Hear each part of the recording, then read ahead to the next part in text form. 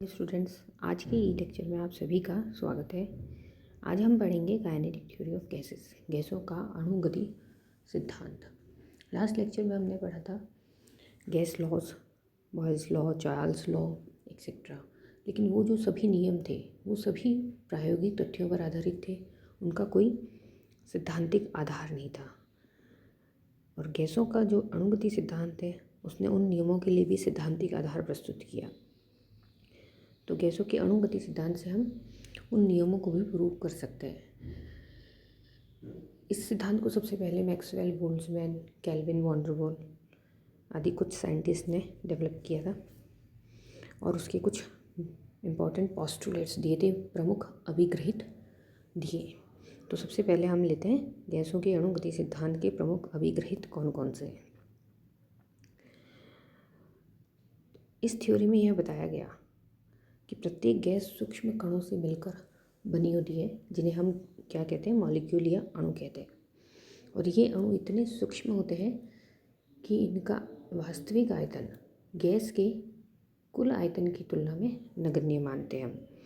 और गैस की सभी अणु जो होते हैं एक दूसरे के समान होते हैं, लेकिन अन्य गैस के अणुओं से भिन्न होते हैं, डिफरेंट होते हैं। गैस के इन अणुओं को हम गोल या कठोर कणों के रूप में एज्यूम किया है, जिनका आयतन गैस के कुल आयतन की तुलना में हमने नगण्य माना है। गैस के ये सभी अणु लगातार सीधी रेखा में हर संभव दिशा में गति करते हैं और आपस में या पात्र की दीवारों से आपस में टकराते रहते हैं। लेकिन अणुओं का जो वेग होता है वो समान नहीं होता है। इन अणुओं की ये जो टक्कर है वो क्या होती है, पूर्ण प्रत्यास्थ, परफेक्टली इलास्टिक होती है। अर्थात टक्कर करने से पूर्व या टकराने के पश्चात इनकी ऊर्जा नष्ट नहीं होती है। गैस के इन अणुओं के मध्य कोई आकर्षण या प्रतिकर्षण बल भी नहीं होता और इनकी गति जो है वो ग्रेविटेशनल फोर्स से भी प्रभावित नहीं होती है, गुरुत्वाकर्षण बल से भी प्रभावित नहीं होती है। और गैस के ये अणु जब पात्र की दीवारों से टकराते हैं तो एक फोर्स का अनुभव करते हैं, यही फोर्स गैसीय दाब कहलाता है।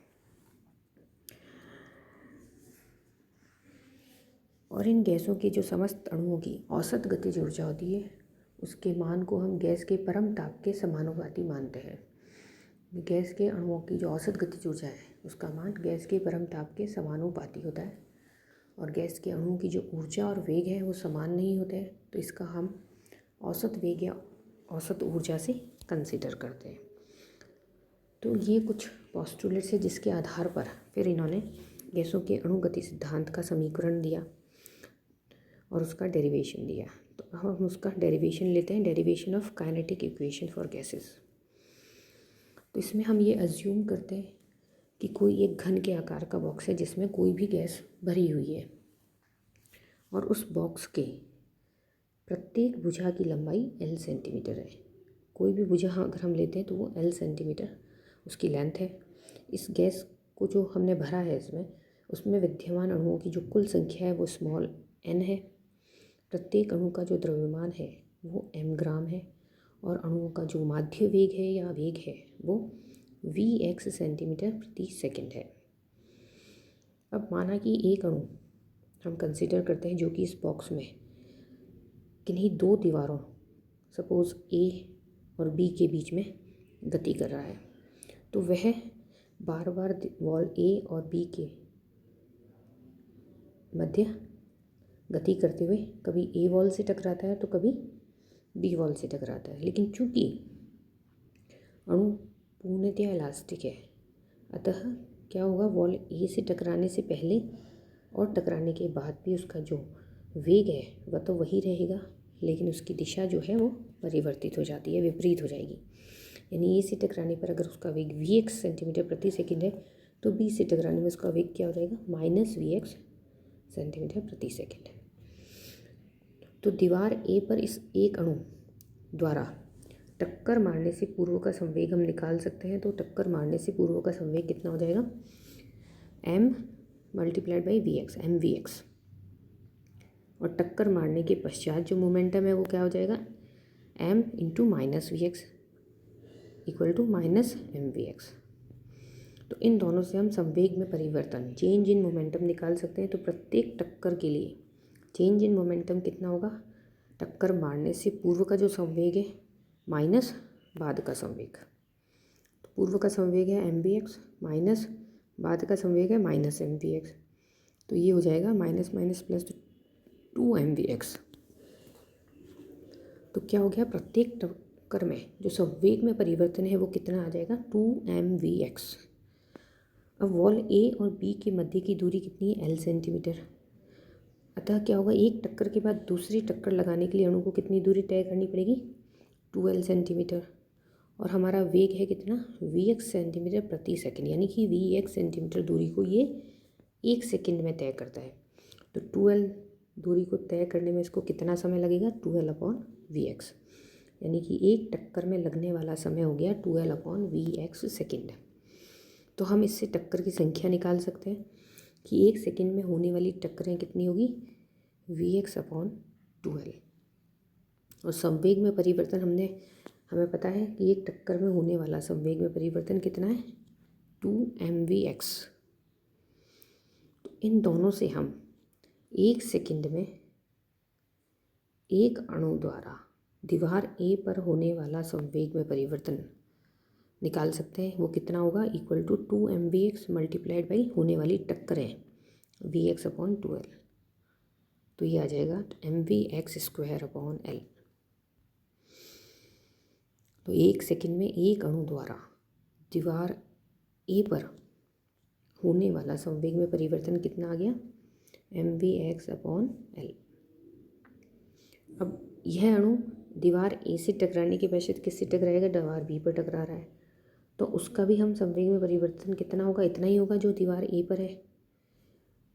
अगर हम इस ए और बी के बीच की एक्सिस को मान लेते हैं कि एक्स एक्सिस है, इसी प्रकार इन ऊपर नीचे की वॉल की जो एक्सिस है उसको मान लेते हैं जेड एक्सिस और ये वाई एक्सिस है। तो ए और बी के लिए क्या हो जाएगा, एक्स एक्सिस पर एक सेकंड में एक अणु द्वारा होने वाला जो संवेग में परिवर्तन है वो कितना होगा, 2mvx²/l। इसका ट्वाइस हो जाएगा, ए पर टकराना और बी पे टकराना, ए पर इतना हो रहा है, बी पर भी इतना ही होगा, तो ये हो जाएगा 2mvx²/l। तो ये आ गया केवल एक्स एक्सिस पर। अब इसी तरह वाई और जेड एक्सिस पर भी हम निकाल सकते हैं।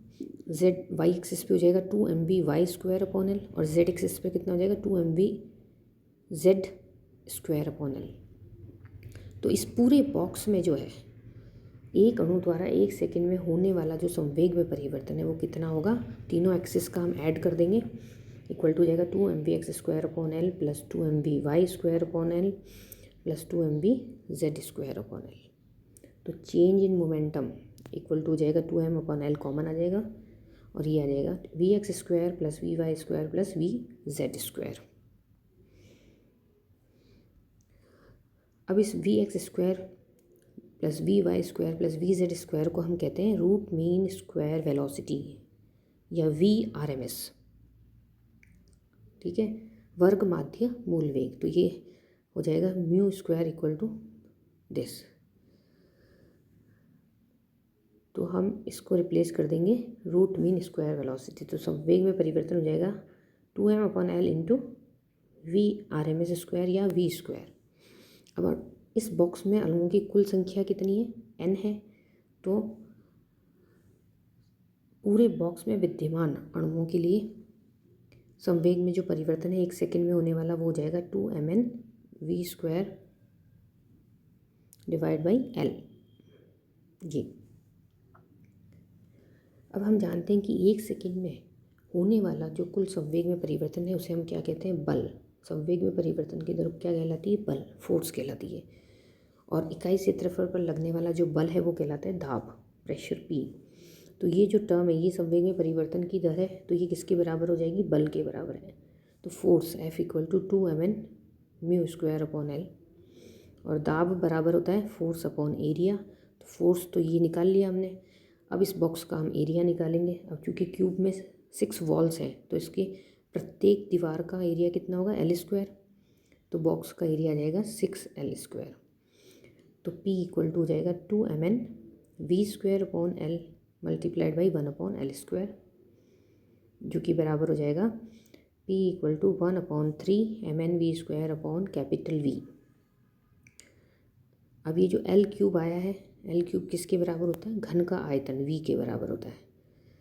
तो हम इस L क्यूब को V से रिप्लेस कर दिया हमने, तो P equal to 1/3 mn v/v, या हम कह देंगे PV equal to 1/3 mn v²। तो ये जो समीकरण है ये कहलाता है गैसों का अणुगति समीकरण, जिसे ये प्रत्येक गैस के लिए एक मूल समीकरण हो जाता है, जिसे हम आदर्श गैसों के समस्त नियमों की भी व्याख्या कर सकते हैं और सभी गैसों पर लागू कर सकते हैं। तो ये क्या कहलाएगा? गैसों का अणुगति समीकरण PV equal to 1/3 mn v²। अब नेक्स्ट लेक्चर में हम लेंगे कि इससे हम बाकी सभी नियमों को किस तरह से प्रूव कर सकते हैं। Thank you.